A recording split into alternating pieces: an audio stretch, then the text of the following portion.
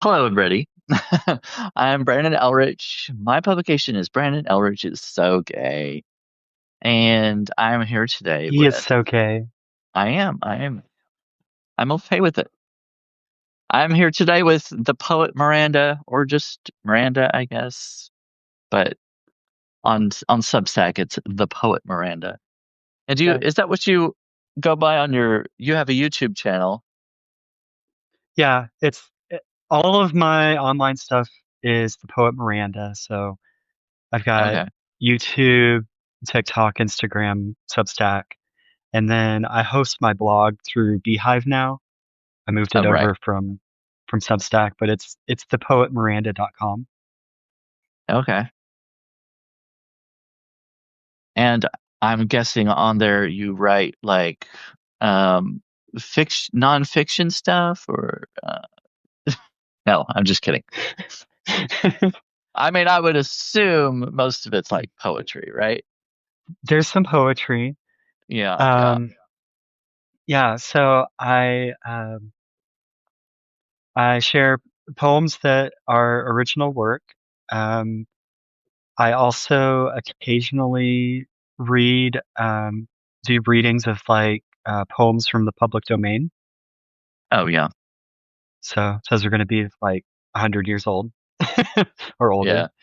yeah. Um, and I also have a memoir project Oh, that is based. So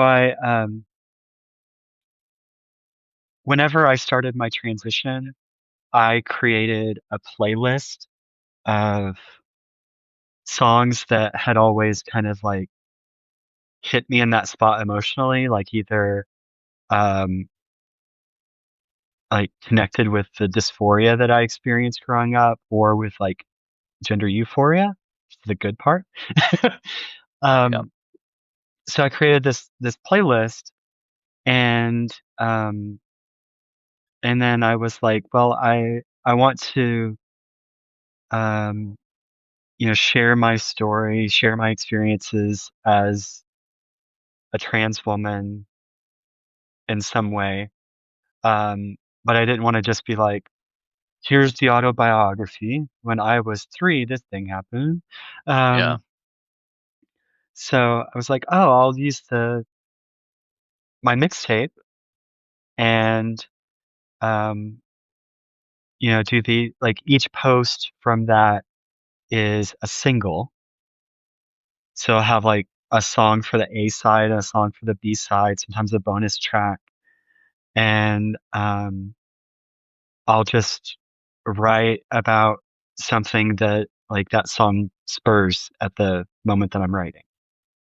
Okay. So a musical memoir, kind of. Yeah. I see. So it's been a fun framework to work in.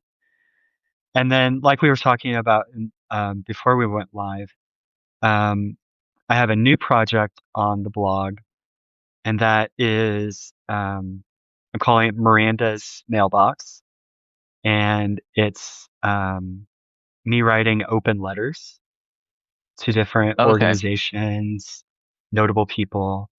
So Um, that's one of the ones that I got today, right? yeah, Okay. So have you done anything with the musical memoir yet? Have you published anything with that yet? yeah, Oh, okay. yeah. I think so far I've got like 11 entries Oh, from that. okay. I didn't know if that's like an upcoming thing or if you actually started it. Yeah. So that's something that I started back in like February, Oh, okay. and I haven't so like in August or September I kind of fell off of my um blogging um rhythm, I guess. Yeah. And yeah, I had some seasonal depression and fun stuff like that, so it was hard to like Yeah. get back into the swing of things, but that's what I'm trying to do now is like get things back up and going again. So hopefully today's post with that letter is a good like starting point to like get back in the game. Yeah. Yeah, that's good. Especially like during you're in the middle of winter now, and hopefully something will something like that will kind of bring you bring your mood up a little bit. Yeah. It doesn't feel like winter here, which is that's a different kind of depressing. Yeah. Um, it is December in Denver and I'm wearing a tank top because it's so warm outside. Oh yeah. It's Well, today not good. here it is warmer than it has been. I mean, I think it's supposed to get up in the lower 50s maybe or something like that. But previous to this, it has been cold. We did get one snow. I think it happened on December 1st. Actually, we got our first snow of the year. It didn't. It lasted just a few days, but yeah, it was kind of cool. And oh, the Lucid Hex says you have such a beautiful, calm aura. I try. Um, oh, and she says, I was dealing with my child. I missed what it's all about. Can we write in, get advice, and have a wing about our lives? Well, So far it's just letters I've written in the format of an open letter. So like, yeah, addressed to um like the one I posted today is addressed to the church. Um I figured like part one I should just come right out of the gate and address the entire all of Christendom or something. Um yeah. So you're saying the church, the body as of in Christ, the like church, right? Yeah, the like the church whole of broadly. Yeah. right, right. So Yeah. since we're talking about that, and you just put that out today, do you want to say anything more about that letter, or would you just want to refer people to that to read it? Or I can talk about it. I can read it. I can whatever you whatever you want me to do. well, I didn't look. I just briefly looked at it because it was in my inbox. I just saw it in my inbox not long before. Um, it's up to you if you want to give us like an overview, or Yeah, if so if that's it's so I've titled it A Trans Woman's Advent Letter to the Church. Um like you and I have talked about on other lives that we're on. Um I've experienced a lot of religious trauma in my life. Um I was in like high control evangelical Christian environment for a long time and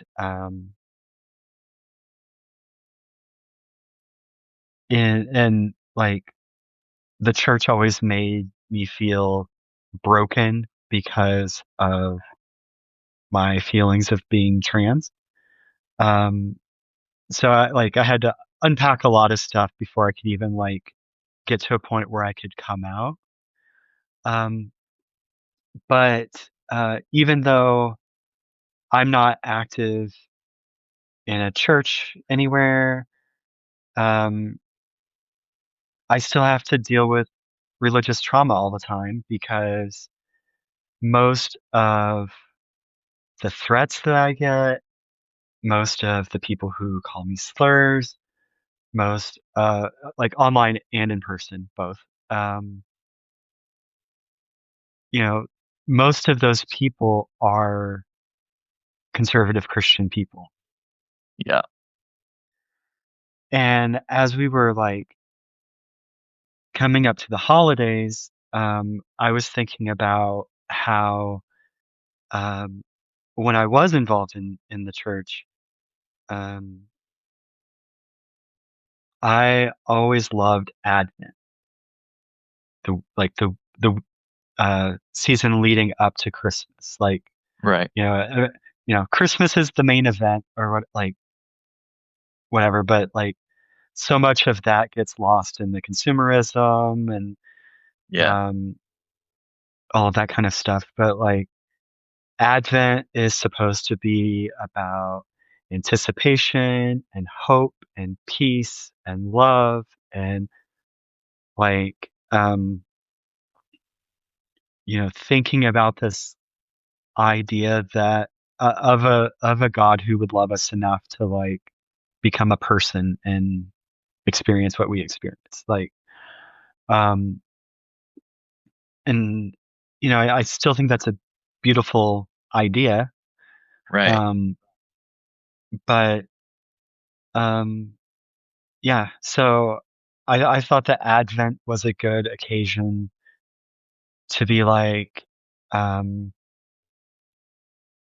I still want these good things that I found in faith to be a part of my life. But on the flip side of things, I'm constantly bombarded by the church, and it's caused me a lot of grief and a lot of pain. And um, yeah, so like basically, it's me asking for Christians to have compassion for trans people. Well, actually, if you want to go ahead and read it, Sure, if you sure. want to do that, that would be fine. Yeah, Lucid Hex wants me to read it. Oh, yes. I see that. Okay, Well, we got one vote so at least, so there we go. yeah, one vote of one. Um, all right, so here we go. Dear Church, Advent is here, the season when the Church anticipates God coming into our world as a humble baby in a manger, meeting us where we are with a radical act of love. Advent used to be my favorite season in the church calendar. It was a time I spent reflecting on hope, anticipation, peace, and love. But now my Advent reflections are shrouded by grief and pain. Before I get into that, let me tell you about myself. My name is Miranda. I'm a wife, a mom, a daughter, and a sister. I grew up going to my great grandma Lucy's Baptist church. She was a generous and faithful woman who I always looked up to. She made sure people were fed when they were hungry and cared for when they were sick. She sang in the church choir. She taught Sunday school. She always donated money for kids to attend summer camp, even after Pawpaw passed and she was scraping by on Social Security. Her faith very much influenced mine. I attended a Christian university and went on to serve the church in various lay leadership roles for many years, always trying to make the focus of my ministry the two commandments Jesus gave us: love God and love my neighbor. I always tried to see, and still try to see, the image of God in all people, especially in those our society discards as the least of these. Unfortunately, my grief this Advent season is from the church breaking my heart. For the first time in the 18 years I've been married, I won't wake up on Christmas morning at my in-laws' home. Our kids won't wake up to stockings lovingly filled by their grandparents and aunts and uncles. We won't have our Christmas traditions and time with our beloved family because last time we made that 10-hour road trip, a Christian man threatened to murder me in a gas station because, in addition to the descriptors above, I'm also a transgender woman. Going home is a safety risk. I don't blame all Christians for what that man did, but it's a sad reality that the vast majority of threats I've received since coming out have been from Christians. It's also a reality that most of the people who bear false witness against people like me, by suggesting that who we are is a sexual fetish or perversion, or worse, that we are sexual predators, are Christians. Another reality is that many of the people who have called me slurs, both online and in person, are Christians. In the public sphere, Christian media figures, politicians, and pastors have mocked people like me, have scapegoated people like me, have called people like me demonic. Some have even gone so far as to say that people like me are demons, literal demons. They say that people like me shouldn't be allowed near children or in public spaces at all, shouldn't have access to healthcare, shouldn't serve in our armed forces or government, shouldn't be allowed in the workplace, and shouldn't have access to housing. In September 2025, two members of Congress went so far as to say that all transgender people should be imprisoned. The church's response to this campaign of dehumanization has largely been to either remain silent or to rally around the people sinning against people like me. Seeing people I've prayed with and broken bread with for most of my life decide that I'm exempt from God's love is a knife to my heart.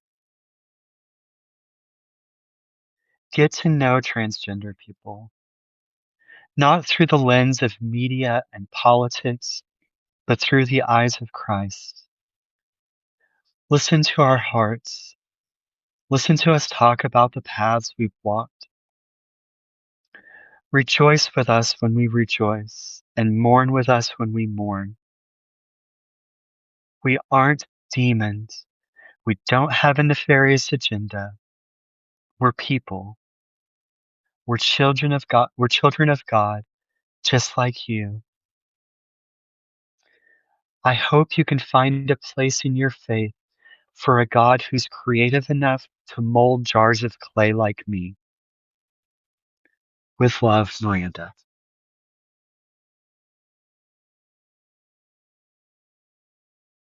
Yeah, it's I can't relate to all of that. I haven't had death threats from people in person, but a lot of the a lot of the judgment that I have felt from people have come from Christians, from people in the church. And and that's exactly the opposite of how it what it should be. Yeah, it's like, yeah, Jesus said, love your neighbor, and then the church came along and put an asterisk by it. Yeah, yeah. And not to judge and then again except for. Except for, yeah, it's like, let's turn our entire uh, faith into this huge game of smear the queer. Yeah. Yeah. Yeah, and that's not to say that everyone in all churches uh, have that viewpoint, of course. I Yeah, mean, there are definitely some churches that are more liberal and more accepting, and usually, I would say most of them that do feel that way have on their website or somewhere that they're an affirming uh, yeah, yeah, and that's church. kind of related to the question that Lucid Hex asked. Could you find your way back to? Oh, I lost it. Uh, I've got sorry. it. Could you find Yeah, your way back to God and church just with actual people that will love and welcome you and support you? Where are the real flocks of Jesus people? He loved everyone. yeah. So, like you were saying, there are affirming churches. Um, unfortunately, there's like multiple tiers of affirming churches. Mm. Because I know of churches that are kind of in that like LGB without the T Oh way of yeah. looking at Yeah. things. Yeah. So, um, I have to be extra careful that, Yeah. you know, um, That so kind of goes back there to is that, the asterisk that we're yeah, affirming, uh, except yeah. for Like we will affirm sexuality. We will not affirm gender identity. yeah. And they're never going to be explicit about that, like on their website or Yeah. anything. They're just going to be like, we're Right. affirming, and then you show up and they're like, oh, it's one of those. Yeah. So, Yeah. um, but um, there's a church just a couple blocks from where we live that is fully affirming.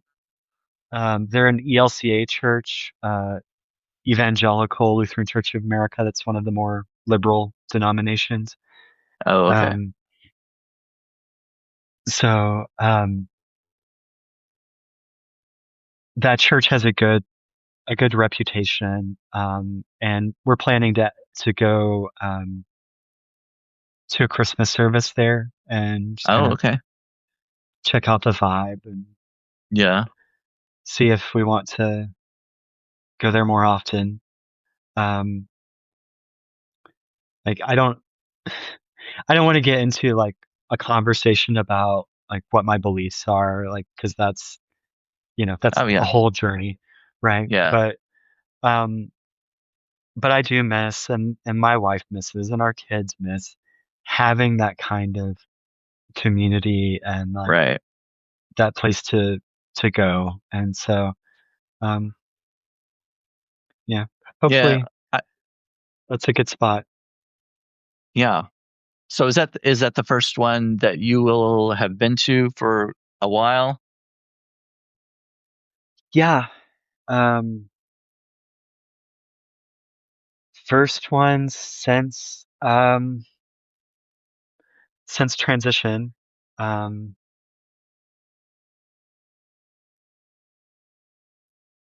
yeah, which is like I started my transition a little over 2 years ago, Okay. so it's been a little while. Yeah. Um, you know, at first I wasn't like ready to try to step back into that kind of environment, and so I needed some time away, totally away, and not just like, okay, we're just gonna go do this affirming church thing. Like I just needed space. Um, and then it started being like, well, maybe this is something that I would like to be in that kind of community again. Um, but I don't know where to go. Like we moved about a year and a half ago, so it's like I don't know the local churches. I don't know the reputations. Right. I don't have personal recommendations of like who's cool and who's not. Yeah. Um, so the past few months I've just been kind of like passively collecting that that information. Yeah. Um, and yeah, so we'll give Yeah. I that a kind of shot. feel as a similar way. It's been a while since I've attended church on a regular basis, and it's the same thing. I look at different ones. And I'm like, maybe I've been to a couple like event type things. I went to a concert that my nieces and nephews were in. Just a Christmas concert type thing, just couple of weeks ago, and and I've earlier this summer there was uh, I don't remember what it was called, but it was just kind of a summer barbecue type thing the church was putting on, and they were more considered affirming church, Yeah. and and it seemed all right. Um, I haven't been to a actual service, so that might be a different kind of vibe. You know what I mean? Like Yeah. doing an event, a public event is different than sitting and hearing what they have to say from the pulpit, that Yeah. kind of thing. So I don't know. I'll look into that maybe at some point. Yeah. But Like a lot of churches will, now post their sermons online. So like that makes it a little oh bit yeah, yeah, easier because you can, watch a few and kind of like, right, okay, are they calling people like us sinners all the time? Or are they yeah. like, do they have this other vibe or whatever? Um, yeah, we've also been like, I guess we've been, also event specific attendance because Yeah. like,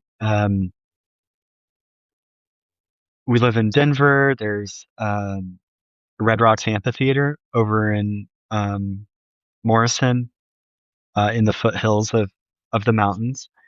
Okay. Um, it's like so many famous concerts have happened there and stuff. That's a beautiful outdoor amphitheater that's like built into the rock face, and there is an Easter sunrise service there Oh, that would every be year, cool. and that's like it's put on by like 15 different churches, kind of getting Yeah. together to put that together. So that was really nice to go to, and Yeah. That sounds like it would be pretty cool. so sitting out there under our blankets with our hot drinks at 4 in the morning, waiting for Yeah. the sun to come up. It's like pretty early to have to get up, but it was a lovely service and a great place to watch the sunrise from. Yeah, I bet. So transitioning back because we were going to talk a little bit about poetry. So transitioning into that side, um, do you where do you post most of your poetry, or have you been posting it as written, or do you just recite it on YouTube? So I kind of do it all together. So I will post the text of a poem on my blog with a little intro about it. Oh yeah, Um, and then I'll do a reading and like post that on YouTube. So try to offer like, cause with poetry, different people experience it differently. Like some people like yeah, the oral aspect of it and hearing it read. Um, and other people like want to get into the text and really like think about yeah. what's going on there or whatever. So yeah, that's how I do it. I kind of like a combination of both, actually, because just hearing it, I may not catch everything and be like, I want to read it. I have to read it again, kind of repeat a Yeah. line or two. So I do like having it in front of me and seeing the text. Yeah, But like even if you're listening to someone read it, having the text in front of you right, is right, nice. Yeah. yeah. And like, So I caption my videos, but still like those words are coming and going yeah, I and know. Yeah, some of it's, them go pretty oh, fast. gotta rewind and see if I heard that correctly. Or Yeah, what did what did Miranda say? sometimes So you have to be a speed reader. yeah, So a lot of I've written a lot of poetry. I don't do it as much anymore, but I used to write it all the time.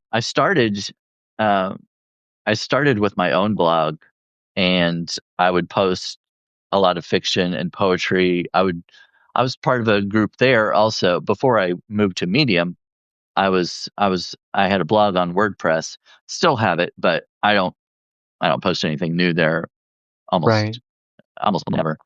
But um, I was part of a community there on WordPress, and there were um, poetry prompts that this one guy uh, that he would often start it and have challenges and things like that, different forms of poetry and that kind of thing. And Yeah. I really liked that. I really enjoyed it because there were a lot of forms that I'd never heard of, and I'd have to go look them up and figure out how to do it and that kind of thing. And so it was kind of a learning experience too, education, but Yeah. it was kind of expanded um, my creativity too, to try to write in these different forms and stuff. And then I went to Medium and I tried to write kind of the same thing, fiction and poetry, but on Medium, it didn't seem to do all that well. It didn't seem like people wanted, I don't know, they didn't Yeah. want to hear Yeah. poetry. And Medium seems more like essay, article focused kind of yeah, thing. and it seems to keep changing too. Like just not too long ago, they seem to transition from um, emotional type articles to now seeming like they want more business and tech kind of stuff. And I think that's why a lot of people have left Medium and come to Substack, which is what I did. And I mean, I'm still on Medium. I still have my my profile there, my account there, but I'm very close to closing that out because I'm not making anything on there, and it costs Yeah. $5 a month to be a member there. And if I don't meet the $10 minimum payout, then they don't pay me. So I'm Yeah. You're just losing giving them money. money to like Right. host Exactly. what's essentially an artifact of what you've already done. Exactly. Yes. Yeah. Yeah. So I don't know. Anyway, that's kind of off topic. But I have posted a few poems on Substack. Just usually they're funny ones. I'll come up with something stupid and ridiculous for whatever topic I decide. But a lot of the going to since we're in the season, uh, a lot of the Christmas poems I've written are religious based. You know, because my mom a lot of times wants a Christmas poem to read at Christmas time, or maybe to put on a Christmas card or whatever. And so I'll come Yeah. up with I've come up with Christmas poems for years, but I don't know if she wanted one again this year, but I was like, I mean, it's really hard to come up with something original once you've done like different. You've done all these different types of telling Christmas story in different ways and Hmm. in different forms. It's like I'm running out of ideas, so like I don't know what else to do. Like I don't want to just keep repeating the same thing. So, but yeah, most of my Christmas ones are religious based uh, at her request. But do you have any winter or Christmas poems you'd like to share with us? Well, I do. Um, Okay.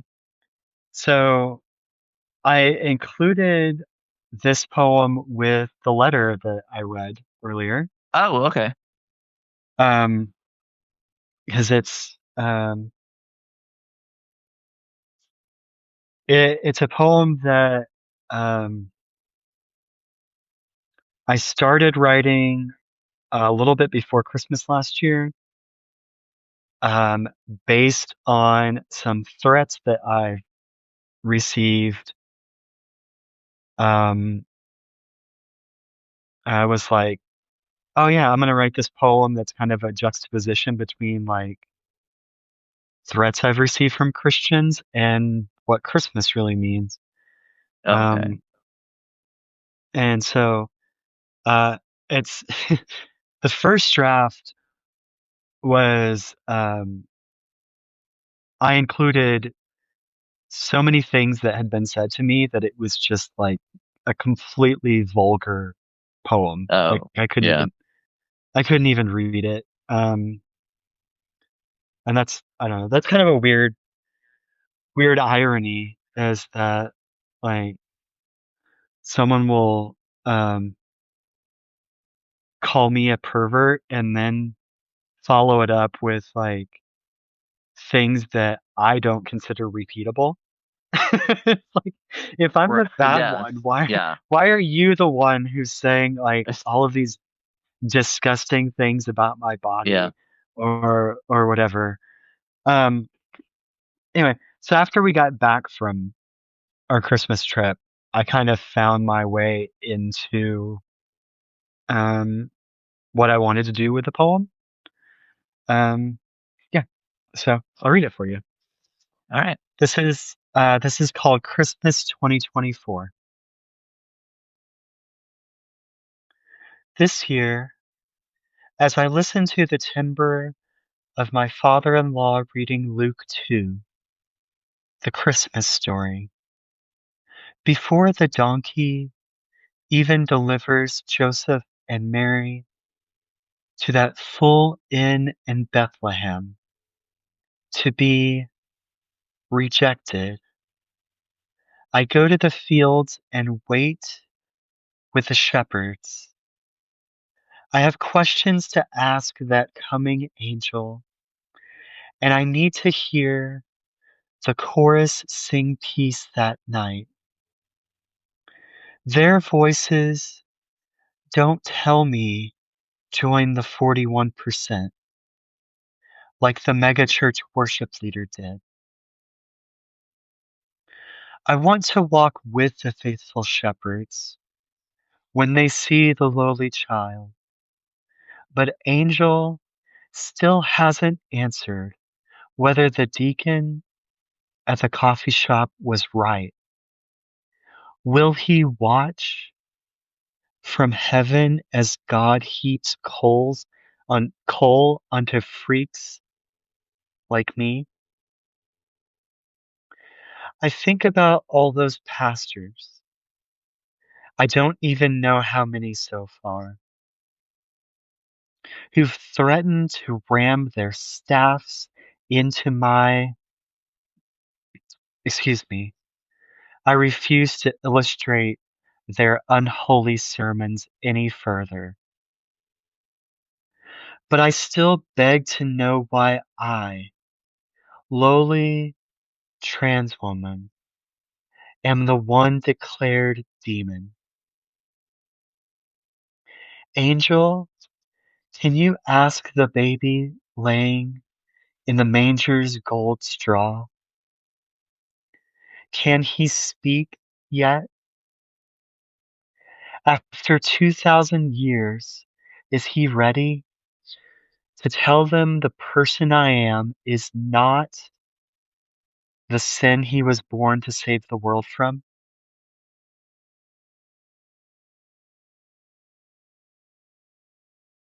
Very good.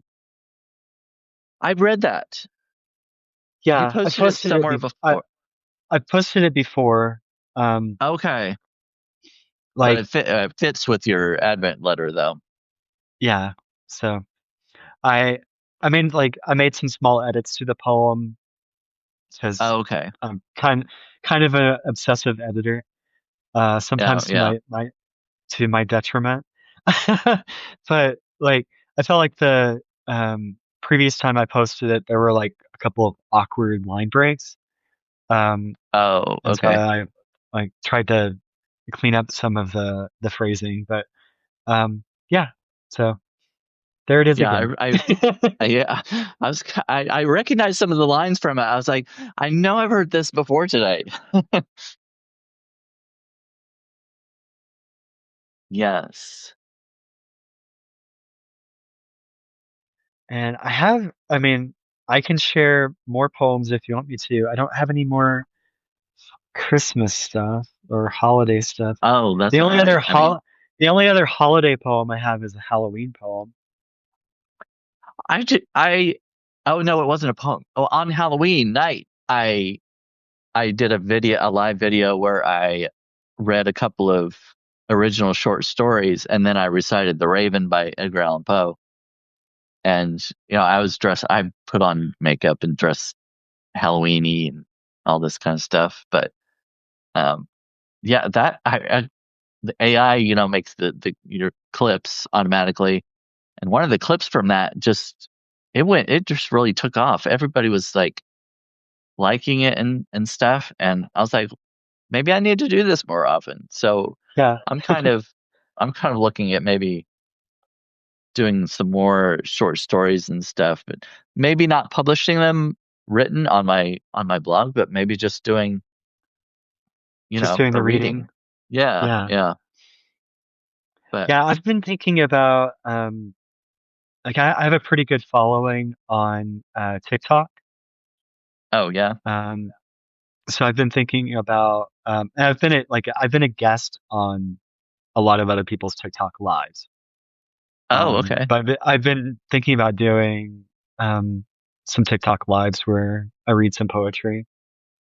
Okay. So, Yeah, I've I went live on TikTok one time and eh, apparently nobody could hear me.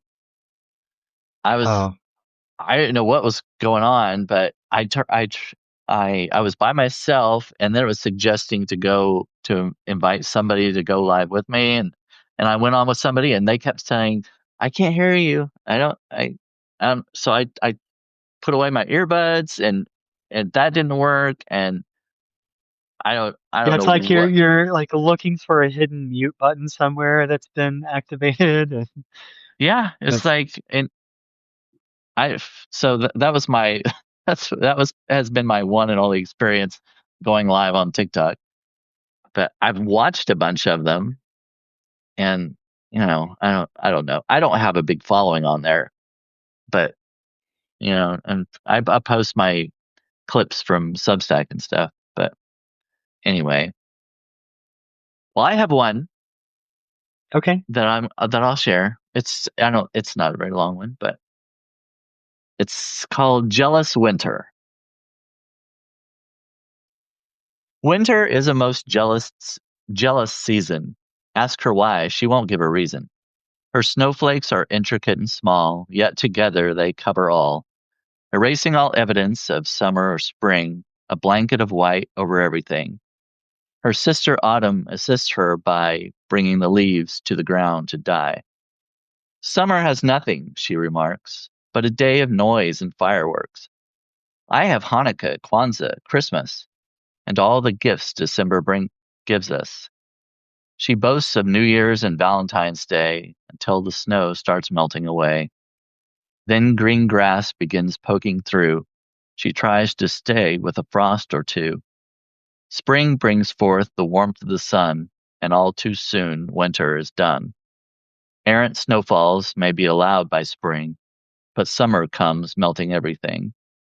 And so winter is confined far to the north until her own time when she may come forth.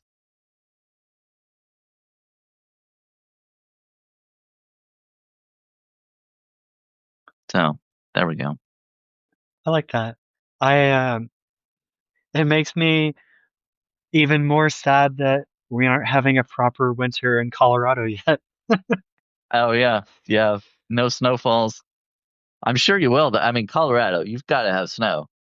Yeah, but it really has been crazy this year. Like our first snowfall was the second latest first snowfall since they've been keeping records. Oh, Um, we've had like the last 9 days in a row have had high temperatures above 60 degrees in Denver, which is like the longest stretch in December in history. Um, so it's not wintering yet. It's a bummer. yeah. I'm kind of So, glad we but got one on. we are getting away to the mountains for Christmas though. We Oh yeah, so there'll be snow there. yeah, so we rented an Airbnb over by Breckenridge, so Oh, okay. that should be pretty. Yeah, that's cool. So you said you have another one? I have plenty of more. Well, No, let's no share more another that one. are that are really like wintry or a holiday Oh, scene. oh yeah. Um,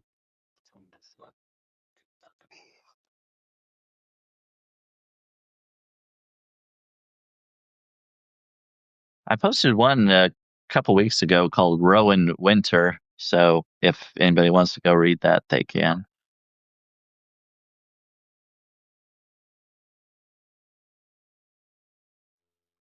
um, yeah, here's one that is about being me being trans that I like a lot.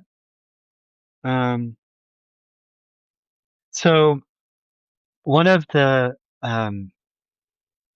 questions that I get asked a lot from people is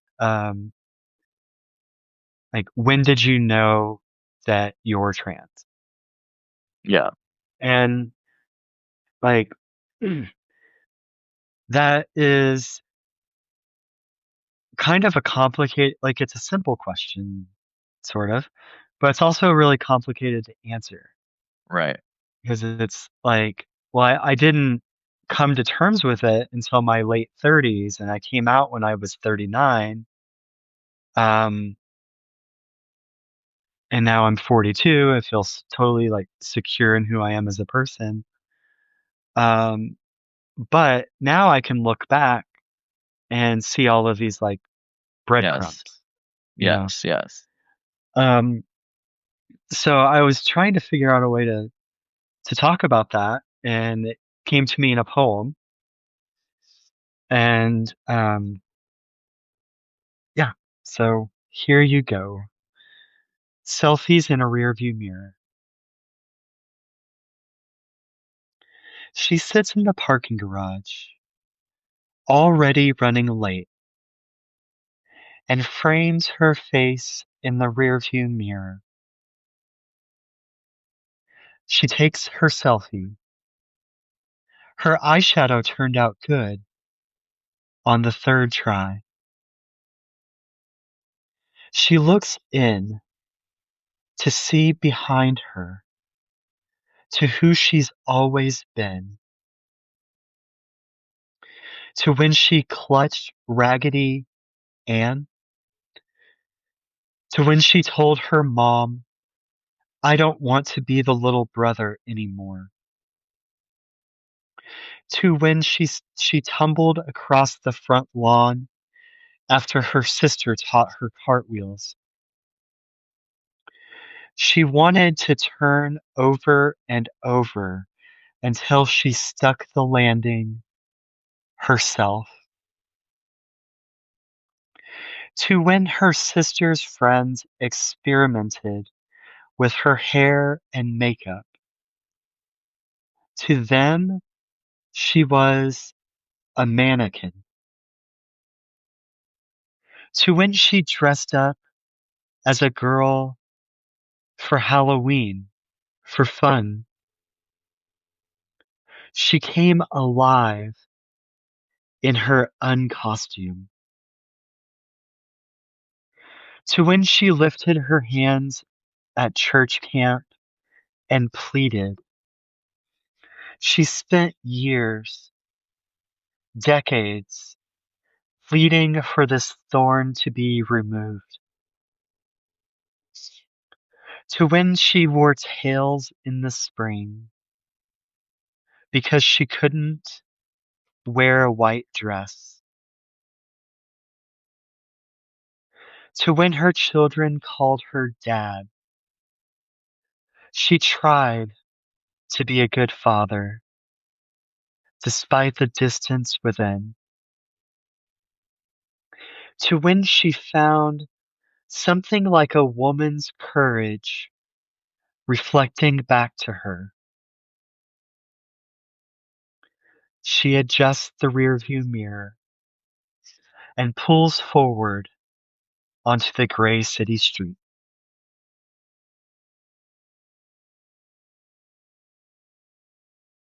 Very good. When you were talking about people ask you when you knew, that I could relate to the things you were saying. It's like uh,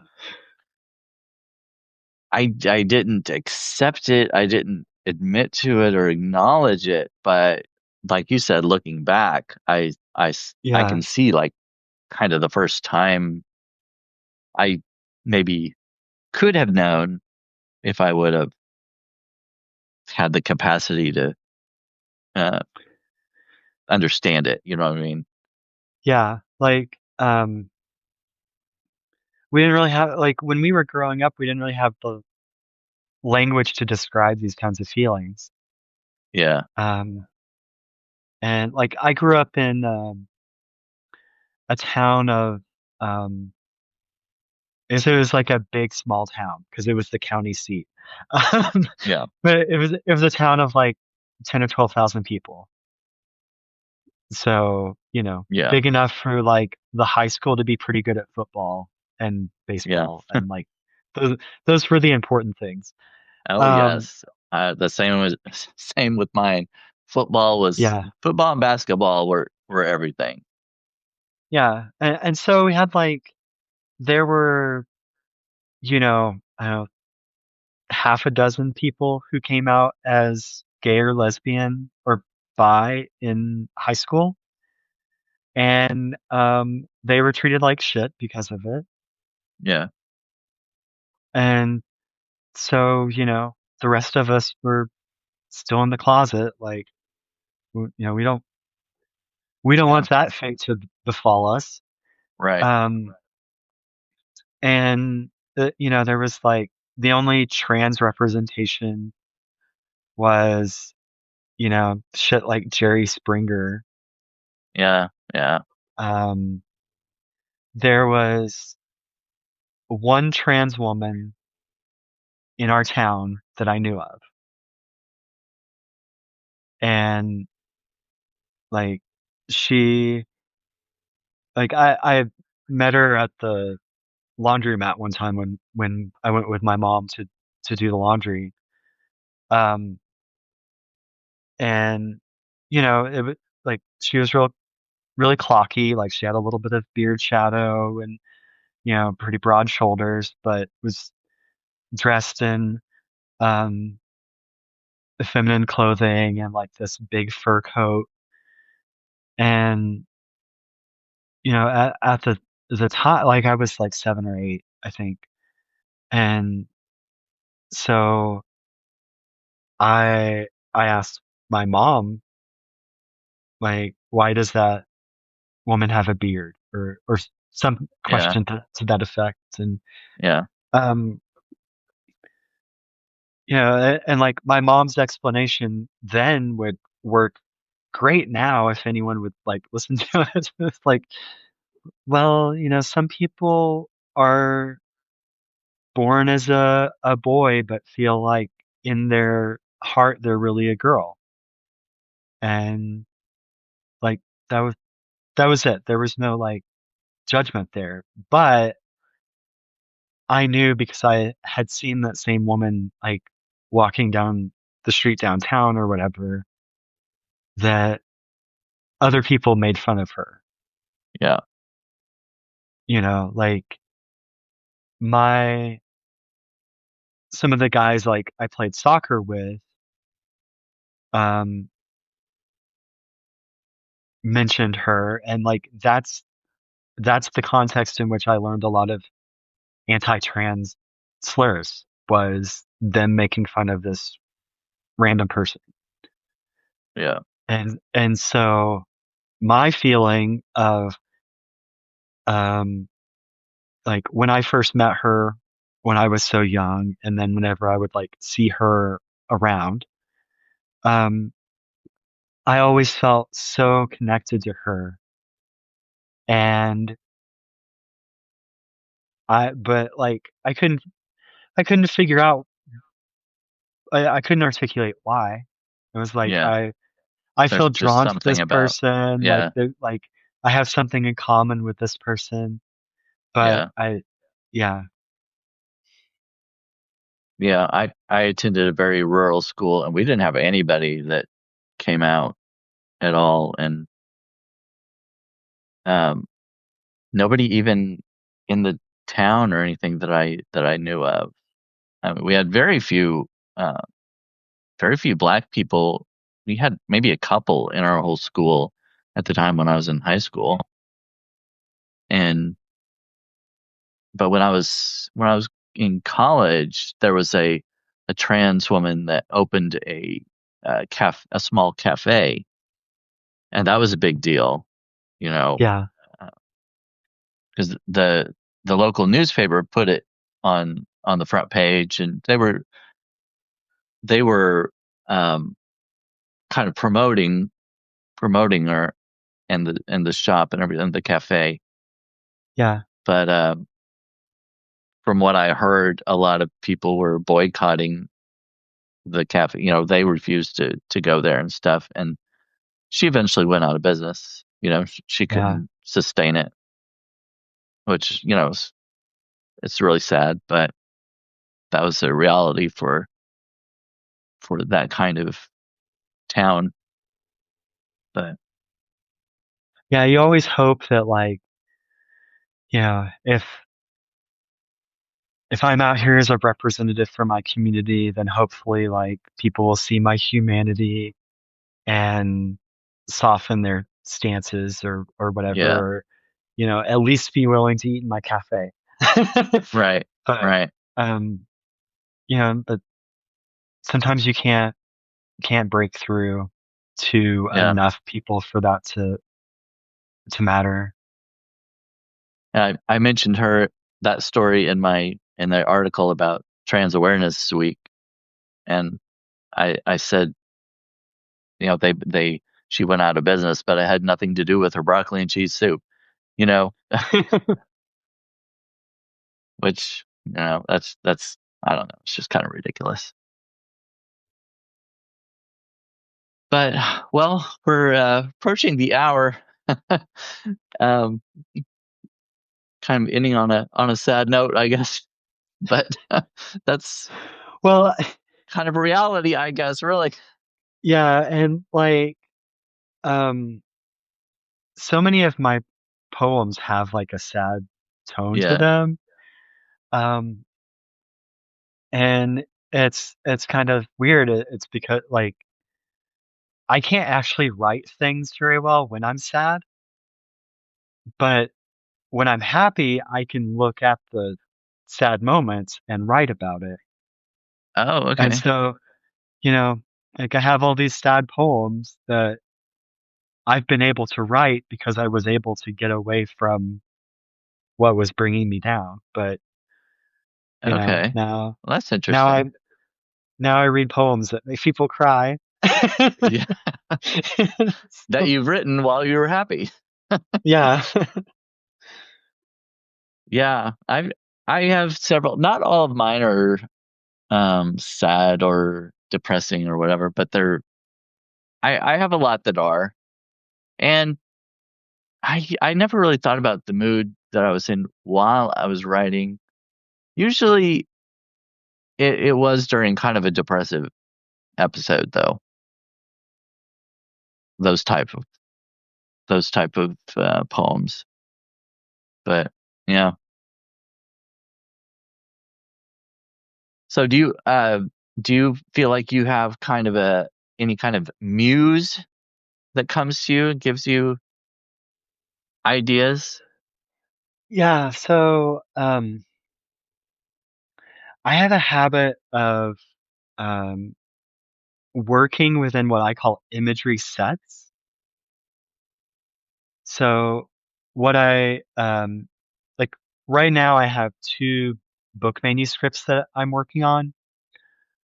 One of them is called The Escape Act, um, and the other is called Car Girl.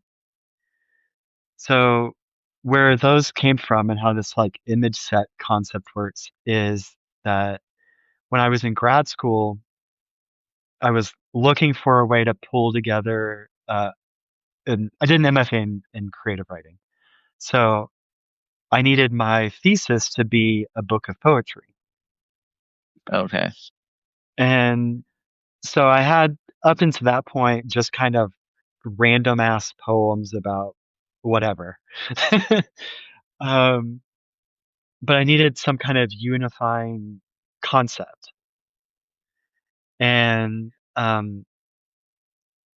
while I was in grad school, my wife did some genealogical research and confirmed something that I had previously suspected in that I am related to Harry Houdini.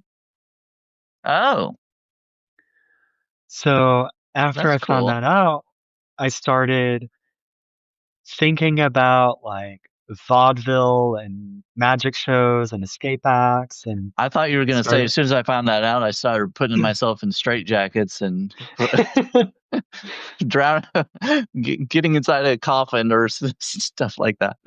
yeah, so just for fun. just, just just put me in a box. Um yeah, so like I started reading books about him. I started reading books by him. Um and then like that became kind of the core image set of my poetry thesis. Okay, So, that's cool. and then like the other project I have, Car Girl, um, growing up as a trans girl, I tried very hard to perform masculinity to be accepted. And a lot of things that are considered masculine because they didn't come naturally to me, I couldn't fake it very well. I got bullied a lot for acting girly or not being tough enough or whatever. But something that was manly that I liked was cars. Okay, So I would, and that's the collection that selfies in a rearview mirror is in. yeah, Because yeah. Um, so I have other poems that are in that collection. There's like I have one called The Tank, which is about my dad teaching me how to drive manual transmission. oh, yeah. Um, I have I still one don't know called how. I can teach you. Come to Colorado, I'll teach you. Um, I have one called 1948 Chevrolet that is about the car that I helped my grandpa restore. Oh, I remember you talking about that. Yeah, So the car that I was supposed to get when he died because I was the oldest grandson, yeah, but yeah, you already know. Your viewers don't know. He disowned me when I came out as trans. yeah, So, um, yeah. Sad way to end that memory yeah. experience. So the Escape Act poems I have like I ended up finding out um at some point along the way like the Escape Act I have spent my life trying to figure out was how to be myself Yeah, and get out of this prison of expectations of performing gender roles and stuff like that. So, it's very much on the nose. yeah, Because yeah. It's so funny that that that you have Harry Houdini in your genealogical line. Um, oh, I was gonna tell you that Nikki said you're beautiful. And um, Steve says, "Preach, Miranda. I drive a stick to this day, and I love it." He also says, "Sorry, girl. I don't get how parents disown their kids. Makes no sense to me." Yeah. Yeah. Well, I guess we should wrap this up, but I really appreciate you coming on. Um, Yeah. I'm going live every day in December for those of you who don't know, and I've most days I've had a guest on with me. I didn't think I'd be able to do that at first. I'm like, I'm gonna have to go by myself most days, and that hasn't been the Yeah. case. On the weekends, Saturdays and Sundays, I actually haven't even asked anybody to go on the weekends because most people, I don't People want are to running bother. around doing things. Yeah. Right, right. But um, tomorrow I'll be on. Tomorrow morning I'll be on with Ginger Cook. It's the first time she's ever been on live, so that'll be fun. She's very funny, and I'm gonna be on with Ben Yulancey and Walter Rain in the afternoon with Escapist Delights, talking about holiday movies. So if anybody's interested in those, check me out tomorrow. Thanks again, Miranda. I enjoyed your poetry and your Yeah. Thank letter. you for having me on. And if in the chat, if you're not subscribed to the poet Miranda, you can go. I put the link earlier in the chat, but I'll paste it again. Thepoetmiranda.com. And if you're not subscribed to me, of course, I'd appreciate that too. So, thanks again. I'll see you later, Miranda. Probably pretty soon. Yeah. I think we're doing trauma talk tomorrow with Wendy. Yeah, I'll have to see how the time works out because I've got two lives going tomorrow, and you know, uh, we'll see. Yeah. But anyway, All thanks for right. coming. Yeah. Talk to you later. All Bye. right, bye.